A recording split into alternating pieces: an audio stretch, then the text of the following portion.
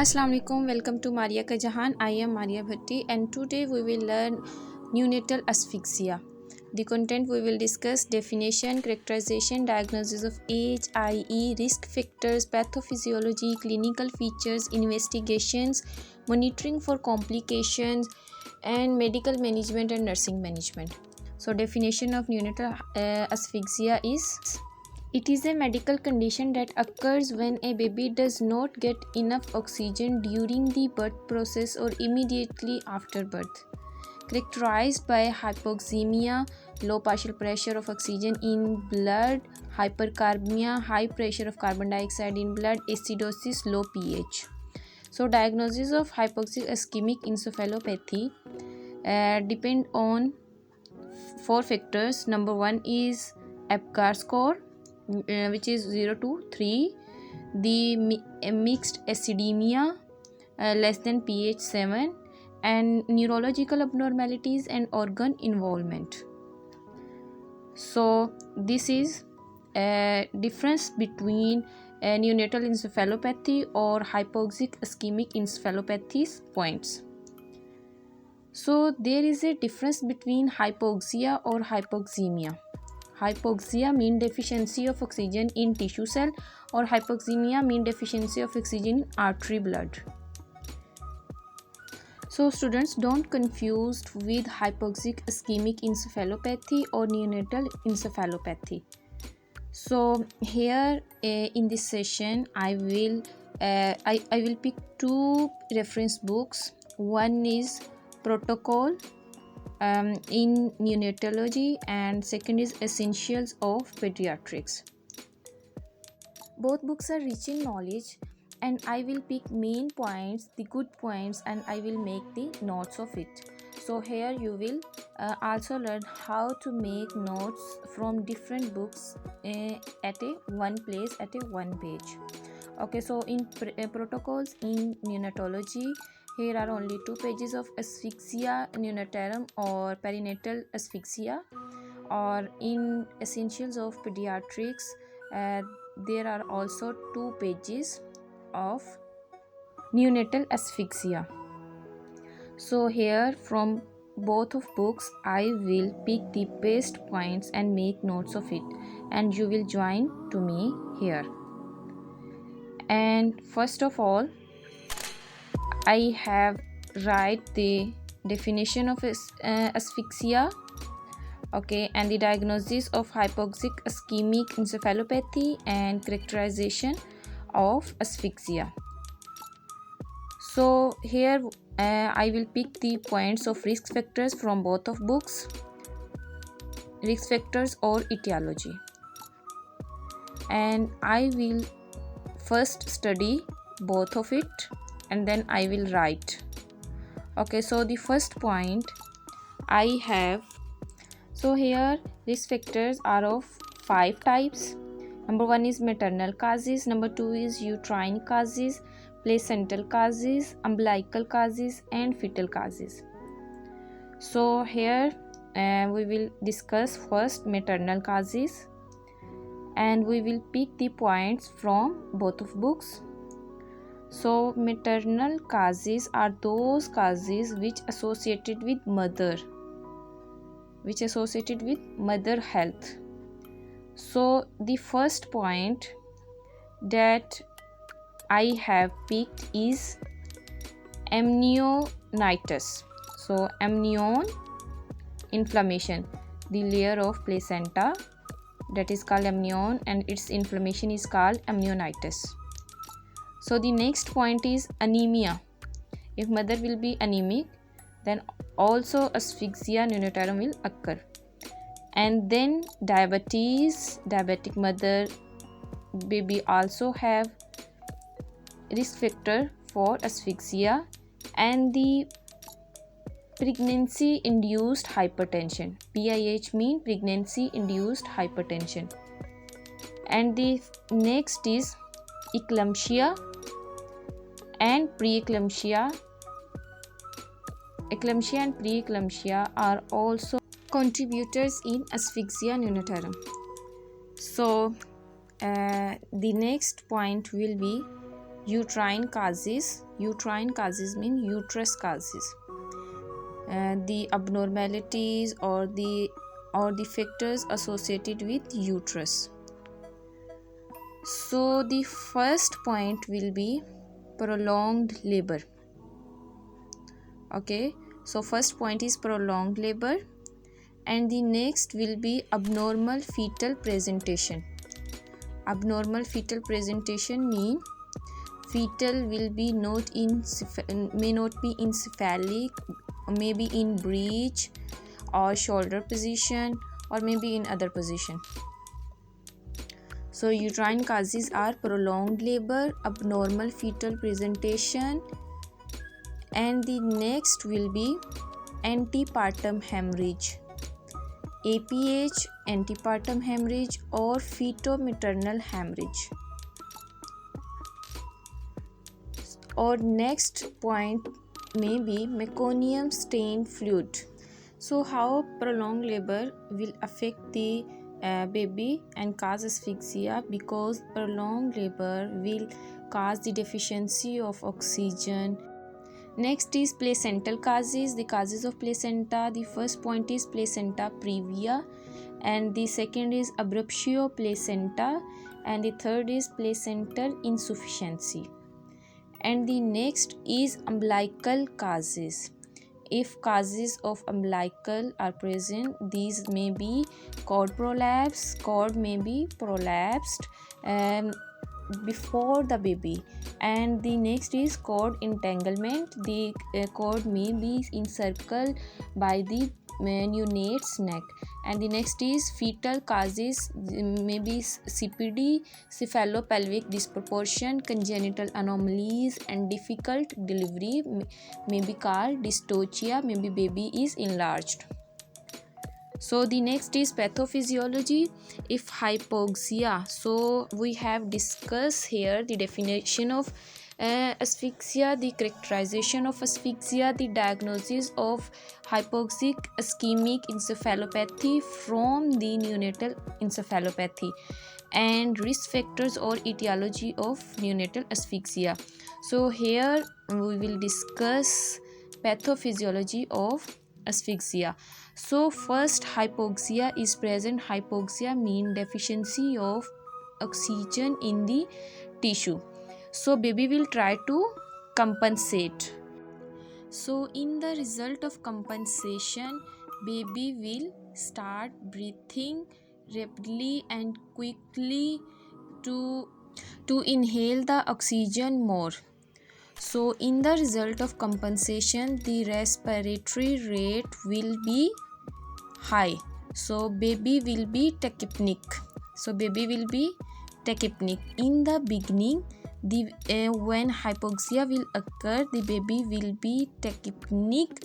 But if the hypoxia continue and baby was tachypneic, so respiration rate will be ceases. So what happen when respiration rate will be ceases or respiration rate will be blocked down? So what happen? The infant will be apnea. Apnea mean absence of breath for some time, for few seconds, maybe 20 seconds. So what happen when infant will be apneic? So this is called first primary asphyxia. So this is called primary asphyxia. When primary asphyxia or first primary apnea will occur, the heart rate the heart rate of the infant will be decreased. So heart rate of the infant will be decreased, and then what happen? Neuromuscular tone of the baby will be also decreased. So first hypoxia occur, baby try to compensate and respiration increase, and if hypoxia continue, then respiration rate ceases and then infant will be apneic and it is called primary apnea or primary asphyxia. And then heart rate will be decreased, neuromuscular tone will be increased. But here is a main important point, that is BP, blood pressure of the infant will be normal. So then we will give our treatment, not it is only management, and that is tactile stimulation, touch stimulation during this period. Okay, when baby will be in primary apnea, so the doctor or the nurse will give tactile stimulation to the infant, and maybe reinitiation of respiration will be occur. So baby may be improved, asphyxia may be improved. But if asphyxia is continue and tactile stimulation can't able to reinitiate the respiration,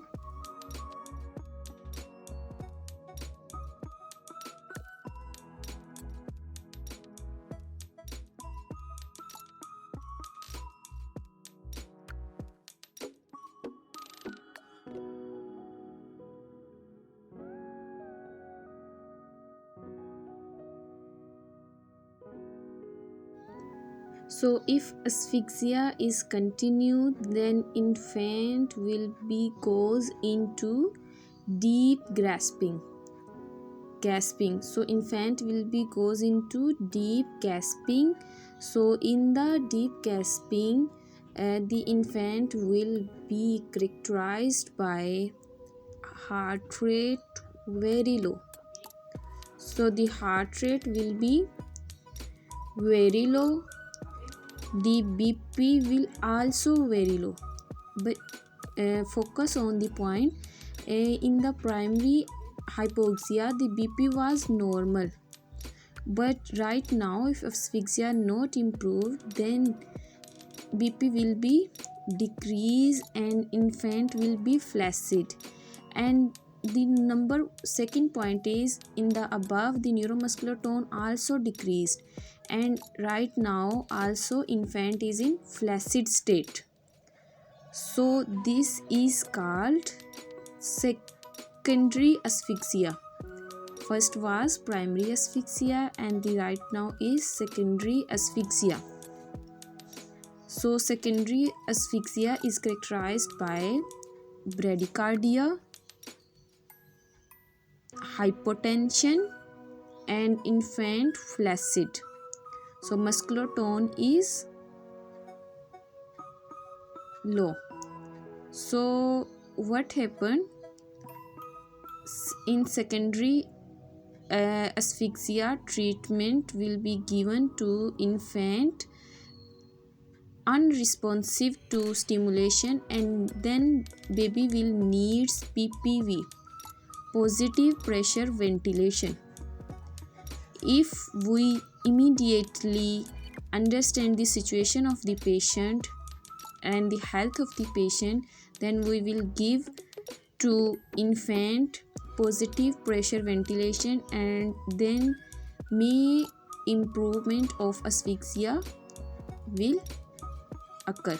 But if we not immediately recognize the condition or the main points, that is heart rate or BP or flaccidity or neuromuscular tone or respiration rate, and then baby will not recover.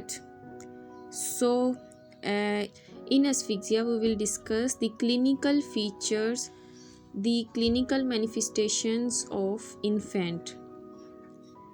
The clinical manifestations also depend upon the characterization of the hypoxia, that was hypoxemia, hypercarbia and acidosis.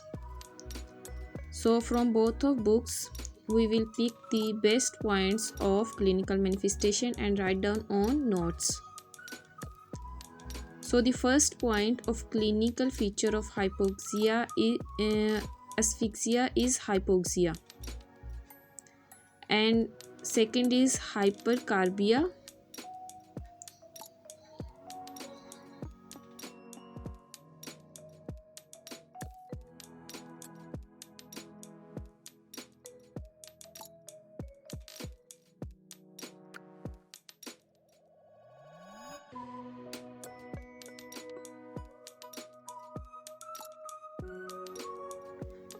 So first point is hypoxia.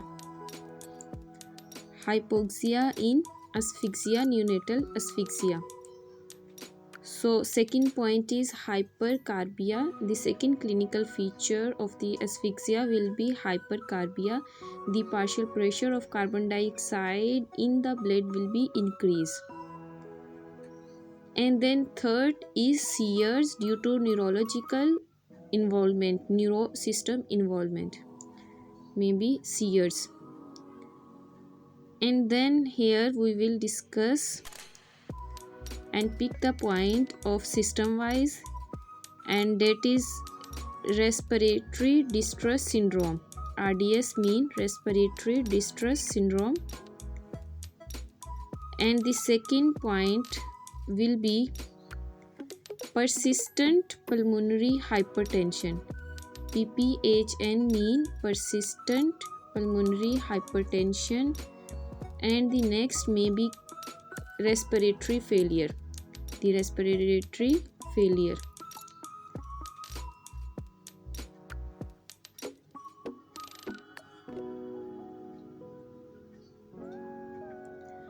So if patient is with asphyxia, then it may cause RDS, PPHN and respiratory failure. And then we will go to cardiac system, cardiovascular system, and may cause hypotension, that is low BP, low blood pressure, and then maybe shock, and may be cardiomyopathy, heart failure and arrhythmias.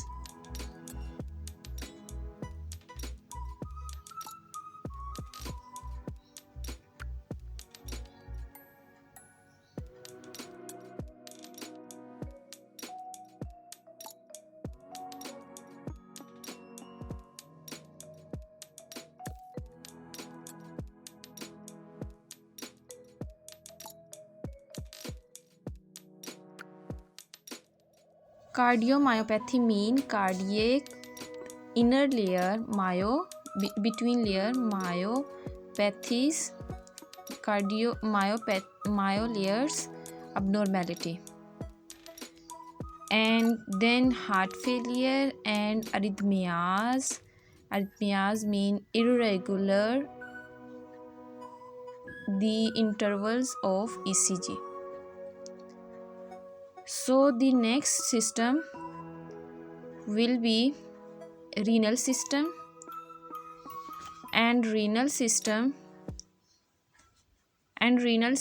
renal system there will be 3 points clinical features, and that is oliguria mean less urea, polyuria mean more urine, and ATN mean acute tubular necrosis.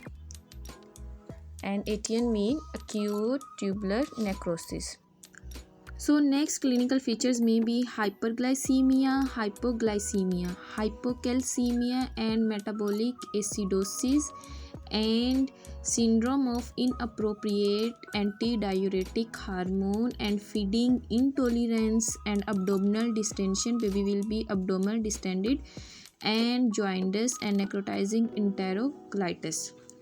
So this next heading will be investigations, those tests which may require and which are specific and general for the investigation or diagnosis of the asphyxia.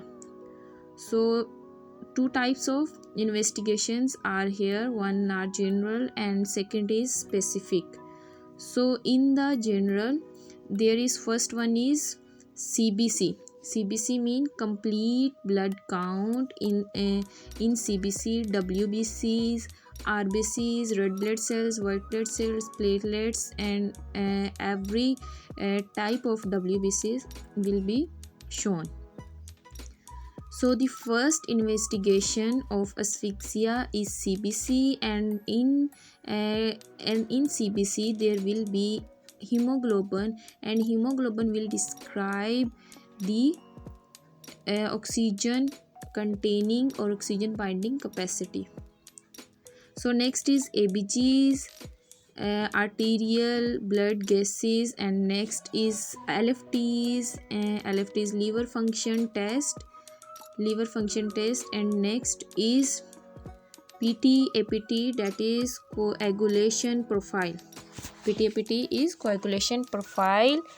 And then there is serum study, and serum electrolyte, glucose, calcium, magnesium, serum calcium, serum glucose, serum urea or serum creatinine, and the last one is serum lactase. So the case specific investigations are chest x-ray, abdomen x-ray, ECG and EEG, and then cranial ultrasound and MRI of brain. So next heading will be monitor the baby for complications, and in the monitoring we will monitor the input and output chart. So that is IOP chart. So the next point will be urine. Check the urine for blood and protein.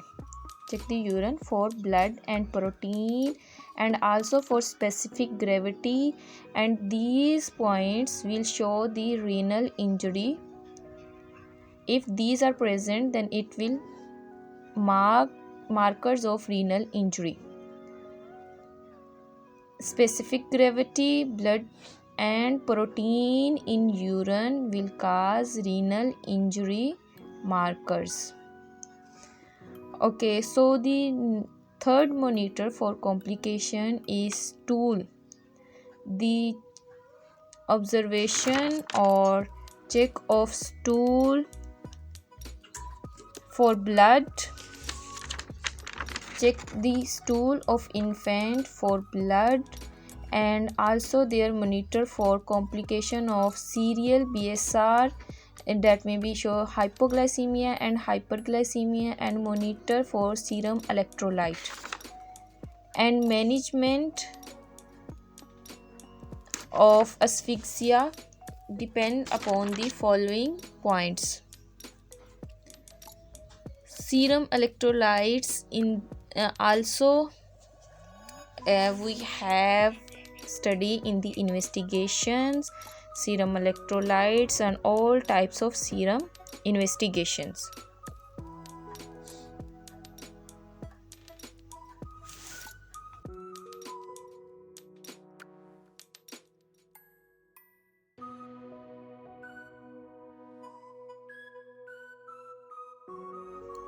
After monitoring for complication, we will study the basic steps for management. And for management, first is note the time of birth, dry and cover the baby, supply heat to the baby. And at the fourth step, use a proper size of suction catheter, that may be NG or OG, that may be diameter or 3 to 4 mm in outer diameter. And amniotic fluid is meconium stain, if meconium stain fluid is present. Ventilate the baby by ambo bag. Face is looking straight upward. Prevent air leak. 100% oxygen by connecting the oxygen cylinder to the face mask. Ventilate at a rate of 40 per minute, leaving as much breath for as much breathing in. So breathe out or breathe in rate should be equal. So allow the baby to breathe out. So whenever if the chest and abdomen is moving with ventilate. So check the baby, that is it, his or her infant's chest and abdomen is moving with ventilation, or also we can hear with breath sounds. And the last point is apply external cardiac massage if there is no heartbeat, is done with simultaneously with ventilation, and cycle of respiration to cardiac massage of 1 to 3 or 1 to 4 should be maintained. So the next is, if all above measures are not cured or not improved the asphyxia, then after 3 to 5 minutes should be given 0.2 ml per kg of adrenaline with the dilution of 9 ml of normal saline. So 0.2 ml per kg. If baby is 3 kg, then 0.6 ml will be given to baby with dilution of 9 ml of normal saline. And baby condition may improve, and observation for convulsions, hypoglycemia, feeding difficulties, hypothermia, and recurrent apnea will be observed. So the next is nursing management. So for nursing management, there should be point of absence of spontaneous respiration. So Sears activity in first 12 hours after birth. So if decreased or increased urine input, which may indicate acute tubular necrosis, ATN, or syndrome of inappropriate antidiuretic hormone. So then metabolic alterations will also check, maybe hypoglycemia or hypocalcemia, and maybe intracranial pressure increase if neurological system is disturbed, and then absent reflexes or hypertension, and decrease the noise environment, and then give the phenobarbital if prescribed, and respiratory support given, and monitor for complications which we had discussed earlier. So these are IOP, urine for blood protein, stool for blood, and BSR, and monitor the serum electrolyte.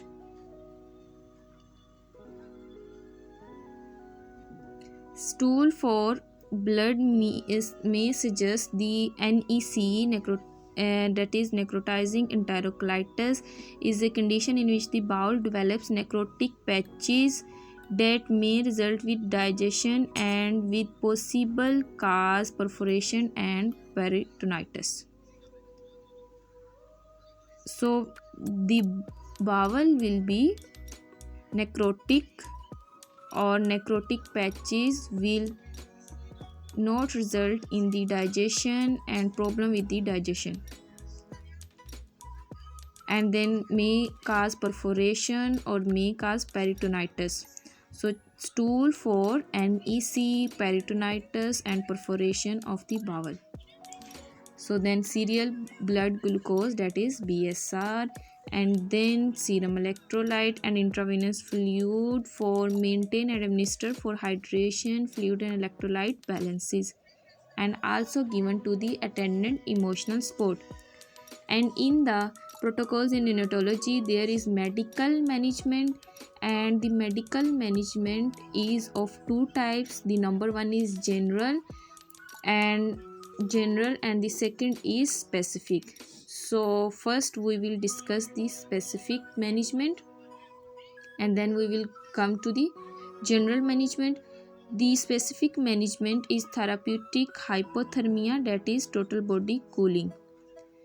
Then given medication, and that is magnesium sulfate, biotin, and topiramate, and all these are for the neuroprotective role. But there is also perinatal asphyxia in infants, and for all these the general management will be done. Specific management is neuroprotective treatment. So when we come to the general medical management, that is look for and manage the following Data respiratory failure, hypotension and shock, and IOP intake and output. The maintain a glycemic state, that it may be hypoglycemia or hyperglycemia, and normal body temperature, and temperature should be thermoregulate, and not be hypothermia, not be hyperthermia, and metabolic acidosis, seizures, serum calcium, magnesium and electrolyte imbalance, may be hypercalcemia, hypocalcemia, hyponatremia and hyperkalemia, and renal failure, may be acute kidney injury and coagulopathy, and NEC, necrotizing enterocolitis. So then there should be antibiotics are of three lines. The first line is amikacin and coamoxiclav. Second line is ciprofloxacin, piperacillin with tazobactam, and aminoglycoside, that is amikacin with tobramycin. Third line antibiotic vancomycin with imipenem and linezolid with meropenem. So all these three lines of antibiotics should be given with regarding the sign and symptoms or clinical features of the asphyxia. Then initiate feeding in perinatal asphyxia as per protocol. During total body cooling therapy, baby should be NPO till end of 80 hours. So all these points are important for the asphyxia, the diagnosis of asphyxia, for or the differentiation of the hypoxic ischemic encephalopathy and neonatal encephalopathy, and management of asphyxia and pathophysiology and risk factors. And then here I am sharing how I am highlight the important points with these color. The yellow is the basic points that in definition it is a medical condition and not get enough oxygen. And the second may in during the birth process or immediately after birth. So these are the important points, basic important points. And then here green will be the most important points that may be more important than the yellow colors, and these are hypoxemia and the hypercarbia and the acidosis. And then the purple color is for the disease or syndromes highlighting, that is hypoxic ischemic encephalopathy.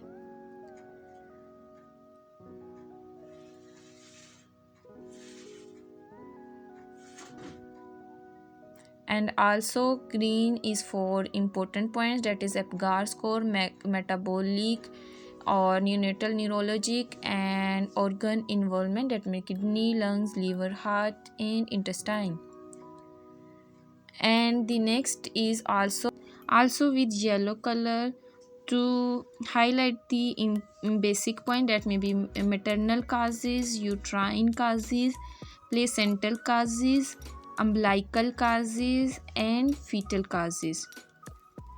And then in pathophysiology, hypoxia is the basic point, and with yellow color I will highlight it. And then respiration rate is more important, and then it will be highlighted with the green color.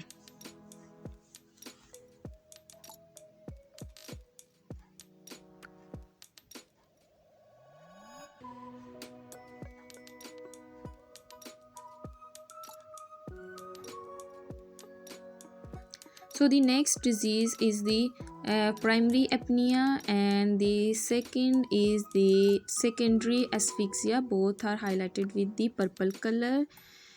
And then there is a treatment of the asphyxia. The last one is PPV, and that is positive pressure ventilation. And with the blue color, I highlight the treatment of diseases. So here positive pressure ventilation is the most important.